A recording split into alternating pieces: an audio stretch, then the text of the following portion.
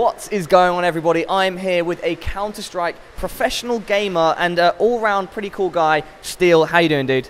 I'm doing well, and yourself? Yeah, I'm good, thank you. It's awesome to have some of the US CSGO players around. Actually, it's good to have CSGO around because we haven't had it in London for a while, and Gfinity too, we didn't have it, and so it's nice to have you guys here. You enjoying the city and stuff? I mean, I used to live here, so Oh, yeah. did you? Yeah. Oh, whereabouts did you? Where were you? I was living near West Hampstead, so okay, nice. I was here the past year, but Oh, sweet, dude, nice. Okay, sweet. So that's automatically a positive for Josh because he's from London. London, the big L. Yeah, and so unfortunately, you guys have just gone out to Titan, am I right?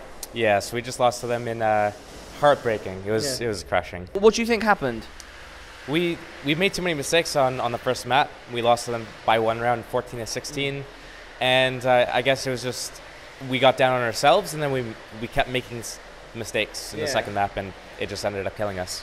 Coming off your team's extraordinary performance at the ESEA LAN and online, you've just been destroying pretty much everyone. Everyone had lots of high expectations for your team. You know, CS:GO LAN, the odds were always in your favor, etc. And people just really hyping the team up. You're still definitely arguably one of the top 5 teams in the world. But like overall, what do you think you'll be doing going into ESL Cologne, which is just around the corner?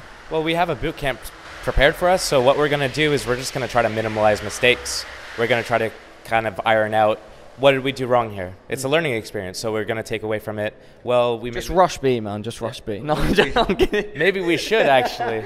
Like, you know, maybe it's we need to find the right mixture of complicated and uncomplicated strats. We need to make sure that we don't lose to the enemy's ecos. I mean, small mistakes that cost you big. Yeah, it's actually quite interesting. I found that a lot of the games that I've been watching at this event, for instance, against LC, some teams, and other ones as well, that just very aggressive ecos are winning a lot. Like, I'm not sure why that is. Do you have any opinion on that? Pistol armor is so strong in this game because you fly around corners. Yeah.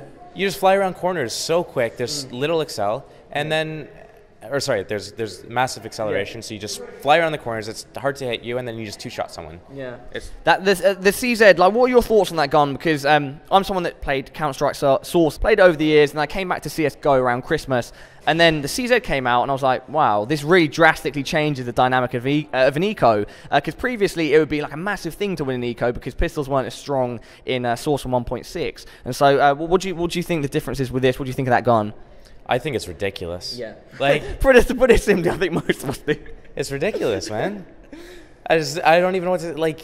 You can win so many eco rounds. Like Titan won like 5 or 6 against us. The first bullet and the second are very accurate. And the fact that it's fully automatic, I think the fact that it only has 24 bullets doesn't hinder it at all. No, you can just sit there.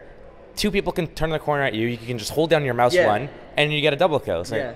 It has like really a lot of damage as well. It's weird. I've gone back to using the P250, but I feel like I'm just gimping myself. Yeah, I went to the P250 as well, just because of the extra ammo. But I mean, if you're close combat with a CZ, I mean, my channel, I do a lot of Call of Duty stuff, but I've recently been doing my CS:GO stuff because I've been getting back into Counter-Strike.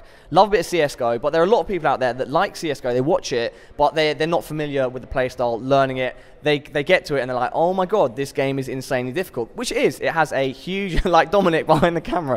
This game has a massive learning curve. What would you recommend to just very starting out beginners? Ooh, that's a loaded question. It's very difficult to get into the game. There's such a high skill ceiling. So I guess the first thing is get ready to put in a lot of hours. You're going to be bad for a while. Yeah. A while. And so to other players, maybe more intermediate players who have reasonable skills, what would you recommend to them to try and make their way up into the top tier of teams? If they're interested in actual like competitive playing on a professional level, it's communication, man. Yeah. Communication is key. If you communicate well with your teams, then you know you come together as a team. You're so much more strong as a full unit as opposed to like an individual. What I love about Counter-Strike is that whilst aim is so important, you know, aim is a massive factor, and you just don't get that that perfect precision that you have to do in other games. One dinking people, so important, but I'd agree with you that the overall thing that you need to have is a strong team, good communication, and if you outsmart someone, you know, you can kind of like not rely on your aim so much. What do you think? There's a lot of outsmarting people in this game. There's a lot of using like your teammates' resources. So if your teammate has a flashbang, they can flash for you, and you can keep your gun out the entire time. So there are ways that you can get the upper hand against people without actually, you know, just straight up facing them or challenging them. Sweet. And so you are quite like, you do a lot of streaming, am I right? Yes, lately I have been doing a lot. Yeah. And so how's that going? Like, are you enjoying the old streaming life? It's fun. I've got up to 30,000 followers on Twitch now, so that's kind of fun. I mean, I try to stream as much as I can. Try to do like a whole range of games, like, well, not games, but like game types. I'll play matchmaking. I'll play pugs. I'll play scrimmages, 10-mans. I'll be happy, I'll be angry. There's a lot of anger, there's a lot of funny raging. So I try just making it fun in whatever way for the audience. I judge it based on chat. If people are like in a certain mood, then I'll be in a certain mood. So I try to go off of that. Yeah. Sweet. So that's pretty much all I've got to ask. Maybe one thing out there that I know people are constantly obsessed with, things like crosshairs and sensitivity and stuff. Do you want to give a quick rundown of what you have? Because I'm sure some people will want to hear.